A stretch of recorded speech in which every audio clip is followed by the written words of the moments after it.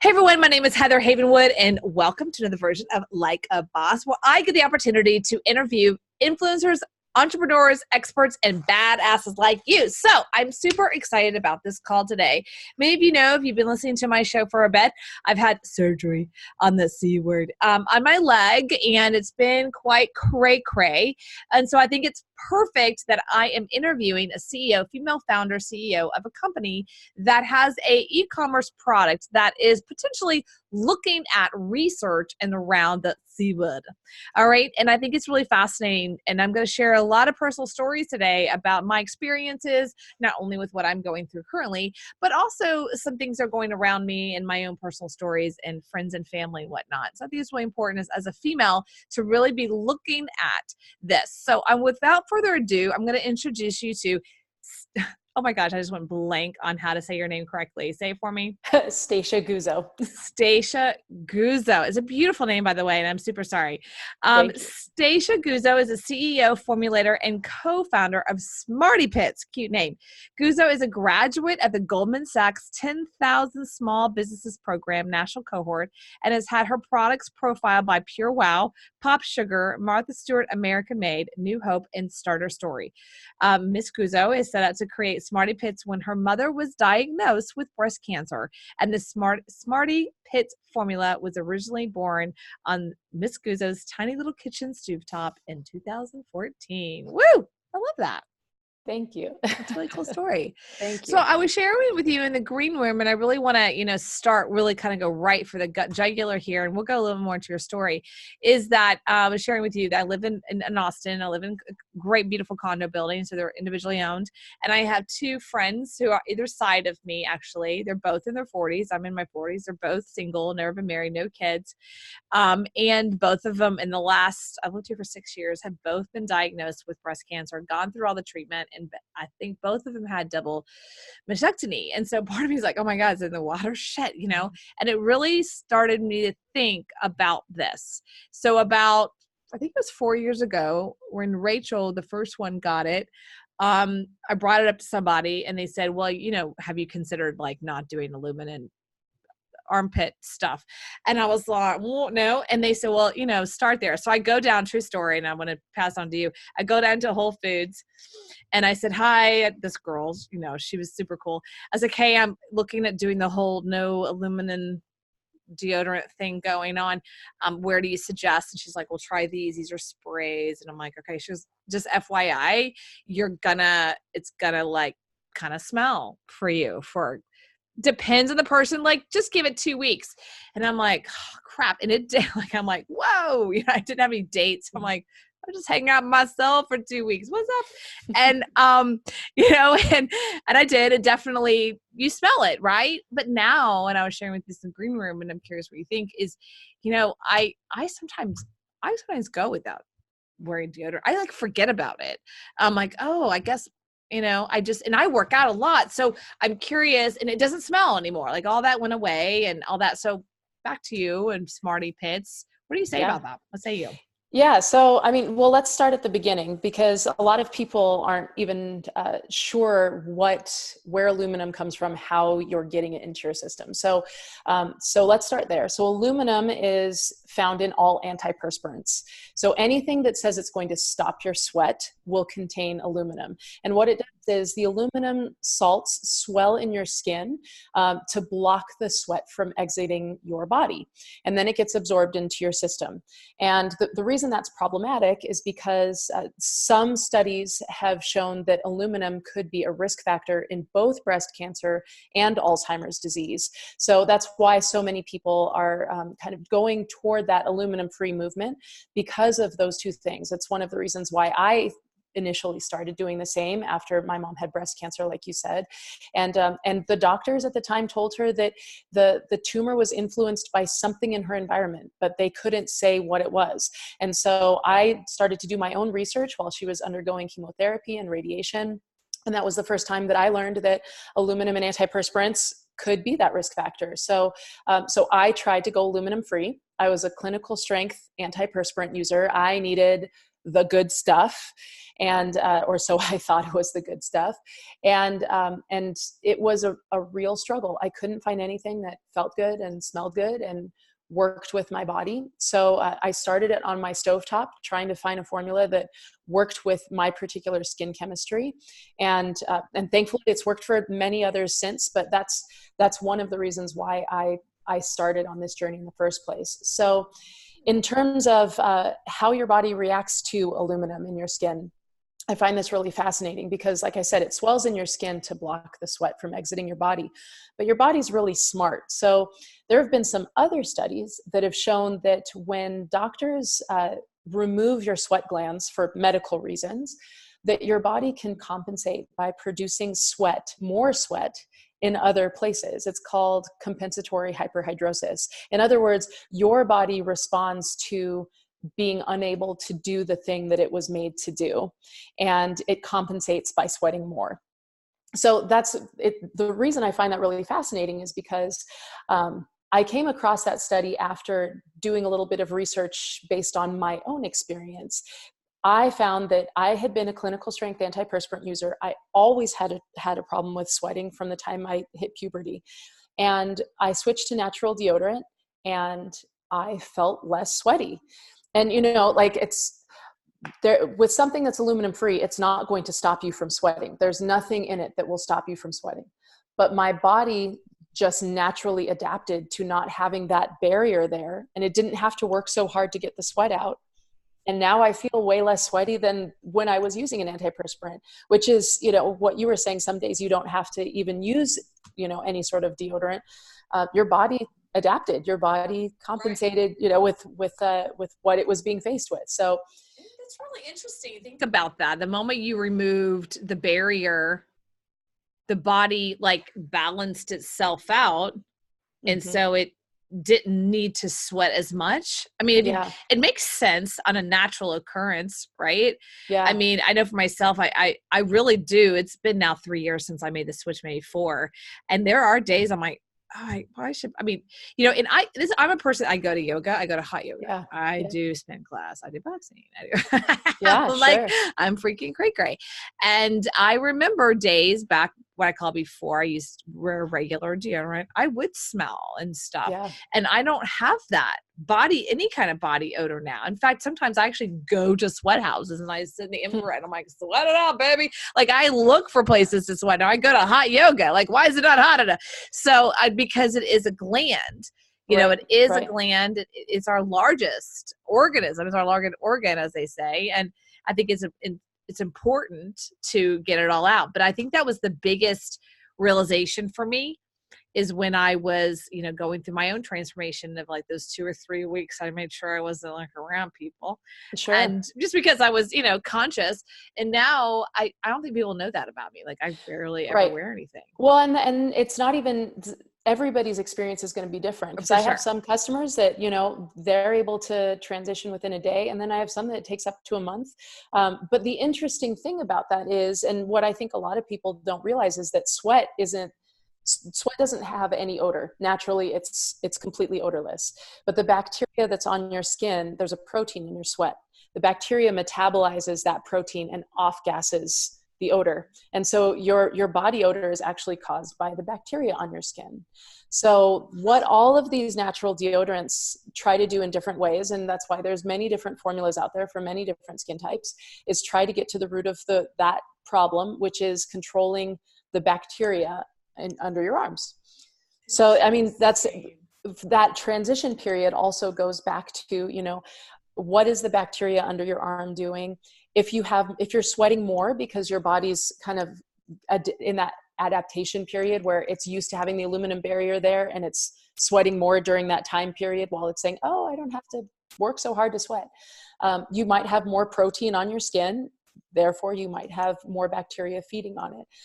And that is, part of that transition period for some people. But so how would you suggest to get rid of the bacteria? I guess that's what. Yeah, My I mean, next question is. for your skin, just like in your gut, you don't ever want to completely eliminate bacteria, because there are some bacteria that are very beneficial for your skin. It's important to have a good microbiome makeup on your skin. But what many of these deodorants do, mine included, is to neutralize the particular bacteria that metabolize that protein. So for some, they use baking soda. For some, in my formula, I use baking soda. In my super strength, I use magnesium.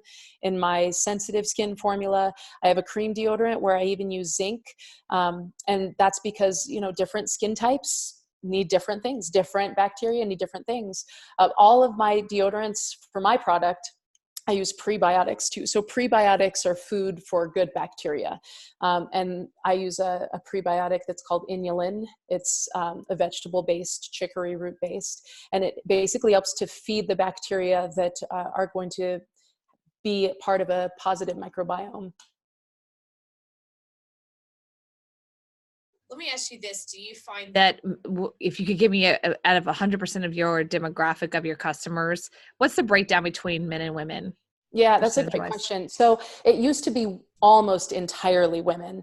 And I found that the more that my company has grown, the more, first it was all women, and then it was women buying for themselves and women buying for the men in their lives. And now I would say at least 30% of my customer base is male as well. But, males have their own challenge, because a lot of them have hairy armpits, to be blunt. And if you have that extra hair, you have a greater surface area for bacteria. That's just the science of it.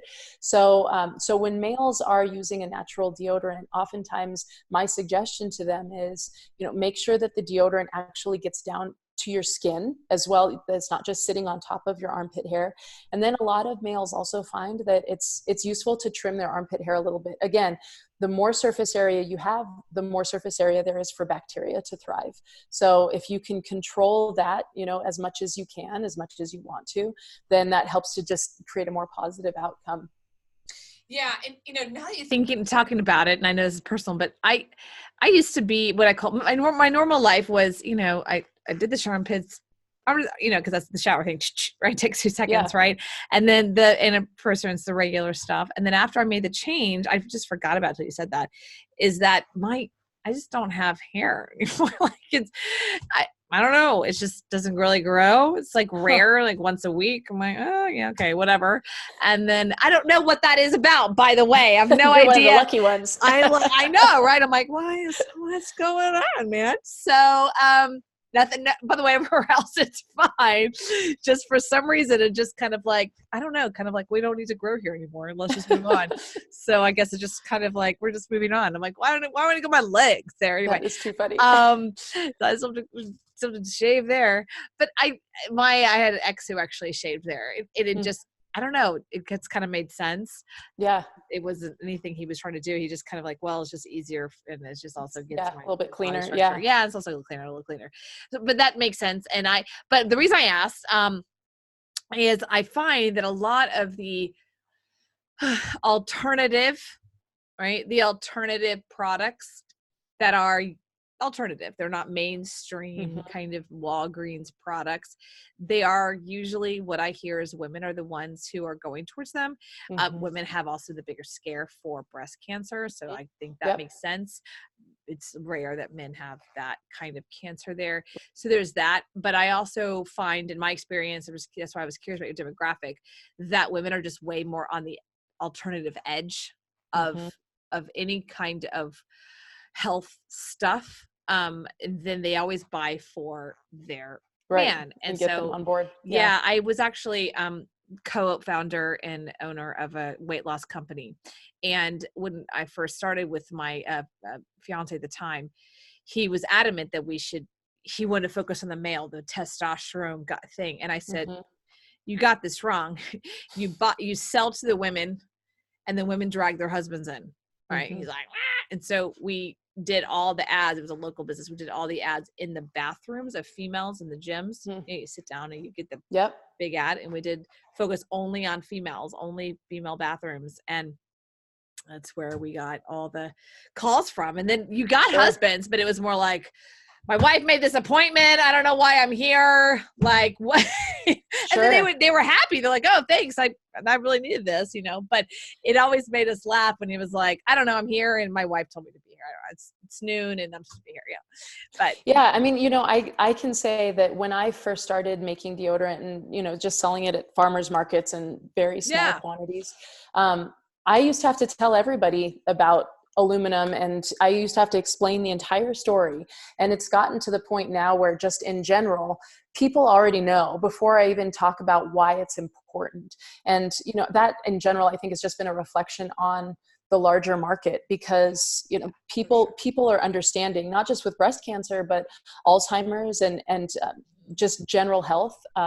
1 in 8 women at this point, unfortunately, will experience breast cancer in their lifetimes, is the most recent statistic, which means that, even if I don't get it, I will absolutely know somebody who does have it. Yeah, 2 people. Boom. So like right on the other side of my fence. Boom, boom, exactly, boom, right? Exactly. So it's much more, I think there's a much larger awareness of like, what can we do about this in just general culture? And, there are lots of things we can do about it, but aluminum-free deodorant is a very big one, in my opinion. Yeah. Are you planning for, because SmartyPits is obviously, that brand is very specific. SmartyPits. Are you looking to expand your product line under that? Or are you looking for the future of, what are you guys doing? I'm just curious.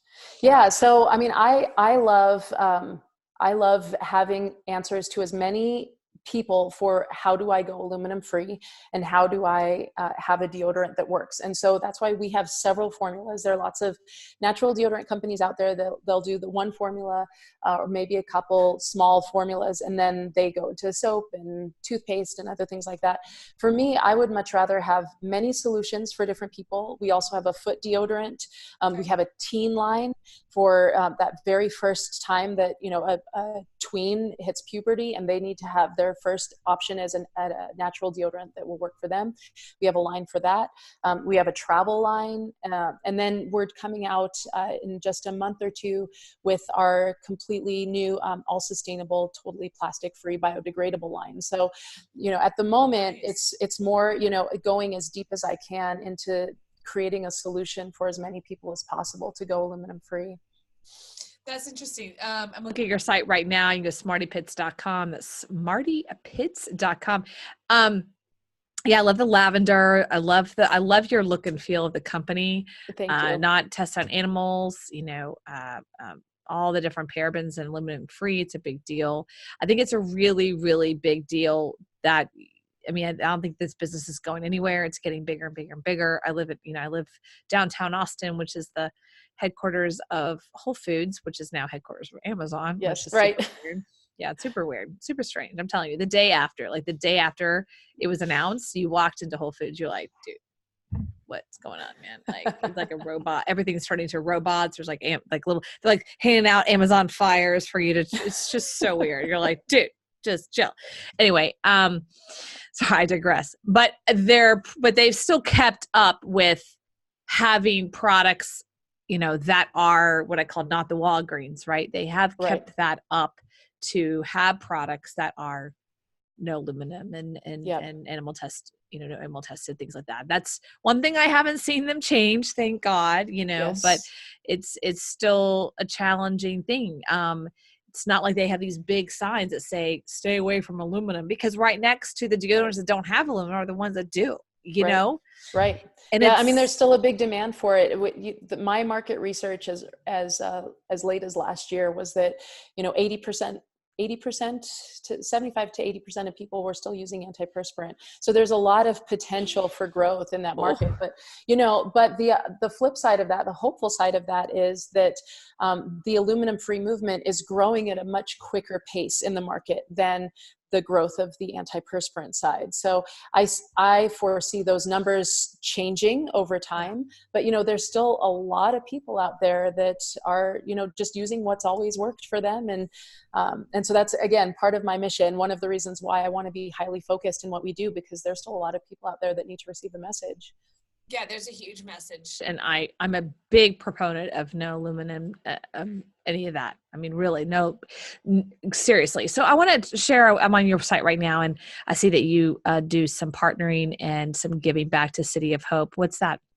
So City of Hope was it's the place that saved my mom's life when she had cancer. They're one of the leading cancer research and treatment facilities in the world. And so Wow. I wanted to, when the business grew to the point where we were able to integrate a give back program, I wanted to go directly to the people that are making a difference in the research. And, you know, there are a lot of great organizations out there, but I just wanted to go directly to the source. So we partnered with their breast cancer research program. We're still partnered with them.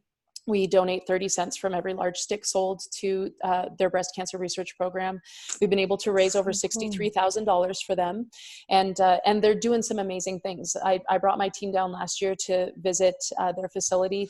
They walked us through their labs. They're doing some really cool stuff where they're taking the breast tissue of women who have had breast reductions, you know, voluntary breast reductions. Yes. And they take that excess breast tissue. And because of that, they have sample sets from every type of, you know, lifestyle, smoker, non-smoker, have kids, didn't have kids, you know, different ethnicities, different weights, different ages, all different. And they take those and they're able to see what does cancer do in those types of breast tissues, and then what types of treatment respond, what types of tissues respond to various types of treatment based on the different histories of the tissue. So it's really neat because they're able to figure out, okay, what works in different situations, what's the ideal protocol. And it's groundbreaking. It's really neat. And I'm proud that we're able to contribute to that.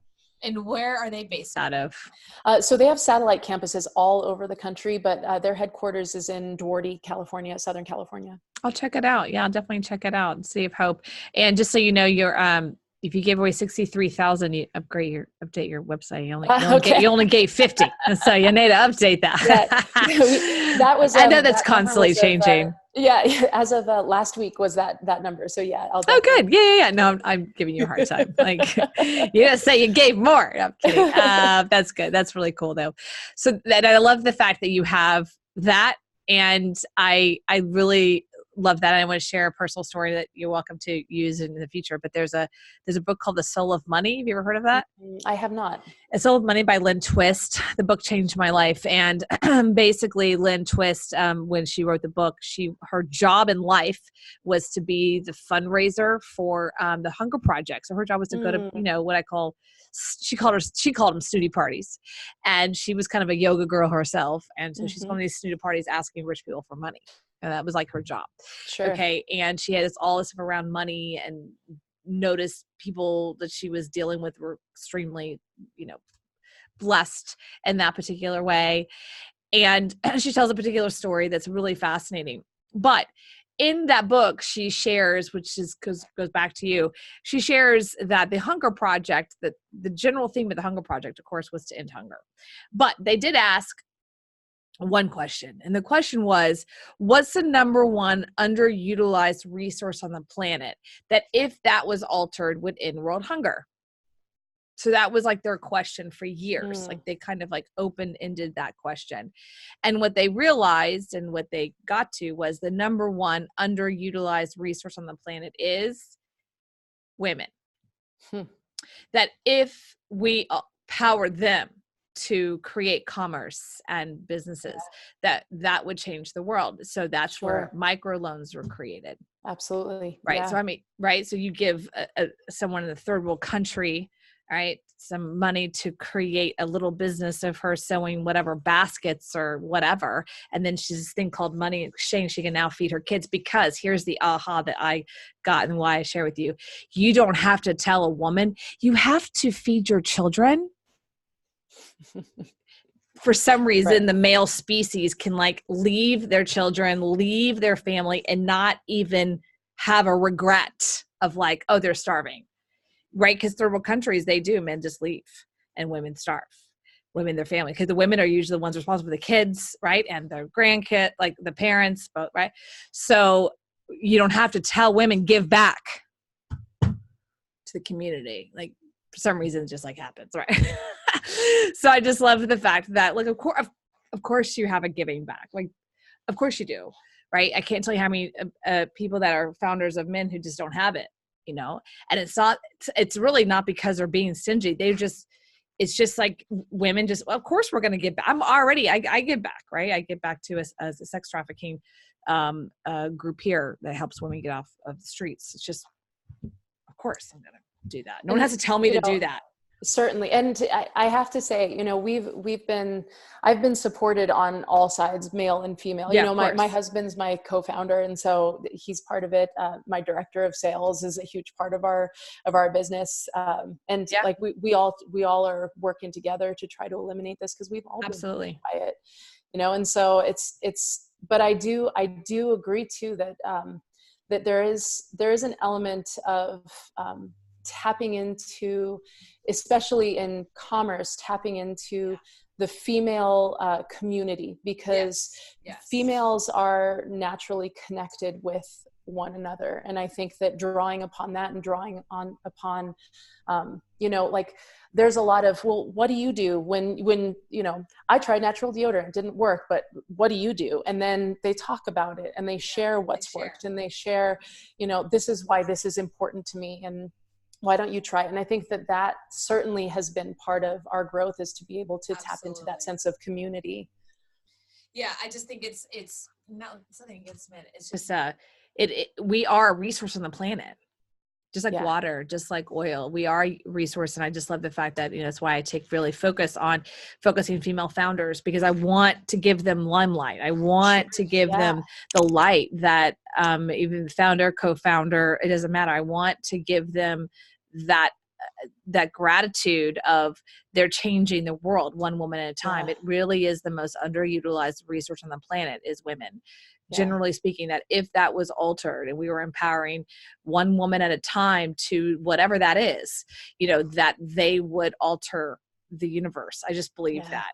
Absolutely. And it's not a war against men. It's just, it's just something I really am passionate about. Sure. Part of your mission. Yeah. It is really part of my mission. And I love that. And I, really just appreciate you and what you're creating with SmartyPits.com. Go check them out. And I'll leave you with this. And I want to ask you, what do you want to leave with the audience with? When I went to the MJ Business Awards, MJ Business Conference with 60,000 people at the Las Vegas Convention Center, which is the Marijuana Business Conference. Mm-hmm. I was there in November of 2019.